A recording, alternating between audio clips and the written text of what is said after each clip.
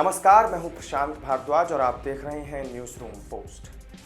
मध्य प्रदेश विधानसभा चुनाव के नतीजे इस बार काफी दिलचस्प हो सकते हैं। ये हम नहीं कह रहे, बल्कि इस बात की तस्दीक गुरुवार को आए एग्जिट पोल करते हैं। एक्सिस माई इंडिया का सर्वे एमपी के राजनीतिक परिदृश्य की एक ज्वलंत तस्वीर पेश करता है और सबसे अलग तस्वीर भी पेश करता है। एक्सिस माई इंडिया ने एमपी की सभी 230 विधानसभाओं में 47,506 अलग अलग वोटर्स से इस सर्वे में सवाल पूछे। एक्सिस माई इंडिया की सैंपल प्रोफाइल मध्य प्रदेश की विविधता को भी दिखाती है, जिसमें ग्रामीण और शहरी दोनों ही इलाकों को शामिल किया गया है। जाति समूहों के हिसाब से भी सर्वे में एससी, एसटी, सामान्य वर्ग, ओबीसी और मुस्लिम समेत अलग अलग समूहों को शामिल किया गया है।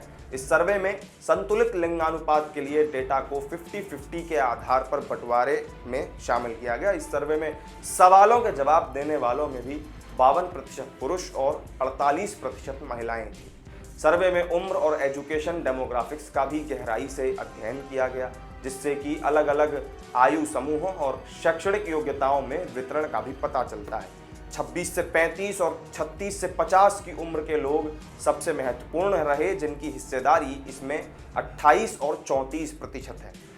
शिक्षावार भी अगर आप देखें तो कभी न स्कूल जाने वाले लोगों से लेकर के स्नातकोत्तर और इसके अलावा पेशेवर डिग्री वाले लोग भी इसमें शामिल थे। बेरोजगारों और मजदूरों से लेकर किसानों, कुशल पेशेवरों और निजी या फिर सरकारी सेवा में लगे लोगों तक को इसमें कवर किया गया।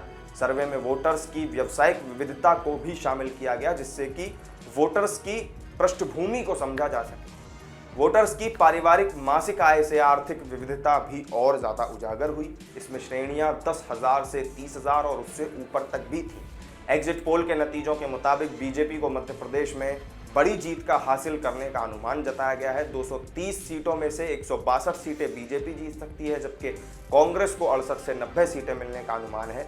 वहीं बीएसपी, जीजीपी, आम आदमी पार्टी, एसपी और निर्दलीय समेत अन्य पार्टियां कुल मिलाकर के 0 से 3 सीटें ही जीत सकती हैं। वोट शेयर के मामले में बीजेपी 47% के साथ सबसे आगे, उसके बाद कांग्रेस 41% के साथ दूसरे स्थान पर है। फिर बीएसपी, जीजीपी इन सभी को 6% और अन्य दलों को सामूहिक रूप से 6% वोट शेयर ही हासिल हो पाएगा। एग्जिट पोल की एक और बड़ी बात यह भी रही इसकी कि महिला मतदाताओं पर बीजेपी का महत्वपूर्ण प्रभाव इसमें बताया गया है। इस सर्वे से यह भी पता चलता है कि 6% ज़्यादा महिला वोटर्स ने अपने पुरुष वोटर्स समकक्ष जो हैं उसकी तुलना में बीजेपी का समर्थन किया।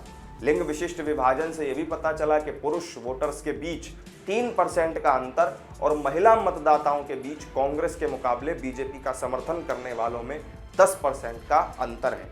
एग्जिट पोल का विश्लेषण करने से यह भी पता चलता है कि सीएम शिवराज सिंह चौहान की नीतियों, खासतौर पर महिलाओं पर केंद्रित नीतियों ने बीजेपी को जबरदस्त फायदा पहुंचाया है।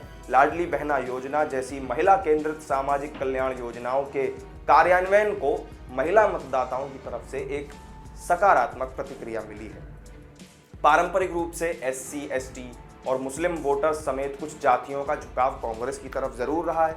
हालांकि ये सर्वे एक बदलाव का संकेत देता है, जिसमें एससी और एसटी पुरुष वोटर्स ने कांग्रेस के लिए समर्थन ज्यादा दिया है, जबकि महिला एससी और एसटी वोटर्स ने बीजेपी को चुना है। सर्वे में गठबंधन के प्रभाव पर भी प्रकाश डाला गया, जिसमें बसपा ने गोंडवाना गणतंत्र पार्टी के साथ में साझेदारी की है, जो चुनावी नतीजों को कुछ हद तक प्रभावित कर सकती है।